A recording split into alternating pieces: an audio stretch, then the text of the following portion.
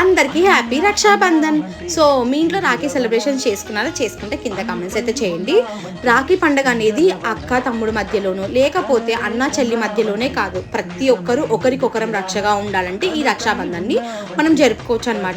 Even అక్క చెల్లెలు ఉంటే కూడా వాళ్ళు కూడా తోడుగా ఉండడానికి, రక్షగా ఉండడానికి ఒకరికొకరు రాఖీ కట్టుకుంటే చాలా సంతోషంగా, చాలా రక్షగా ఉంటారనమాట ఒకరికొకరు.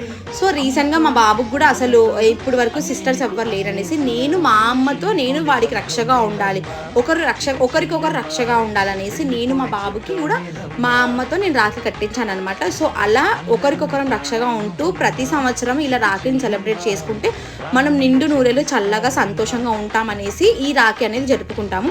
సో దయచేసి ప్లీజ్ అండి, ఎవరైనా రాఖీ కట్టడానికి వస్తే ఏదైనా అక్క అయినా కానీ చెల్లెలైనా కానీ ఎవరైనా కానీ రాఖీ కట్టడానికి వస్తే వద్దు అని మాత్రం అసలు చెప్పదండి, ఎందుకంటే వాళ్ళ మనసు చాలా అంటే చాలా బాధపడుతుంది. సో దయచేసి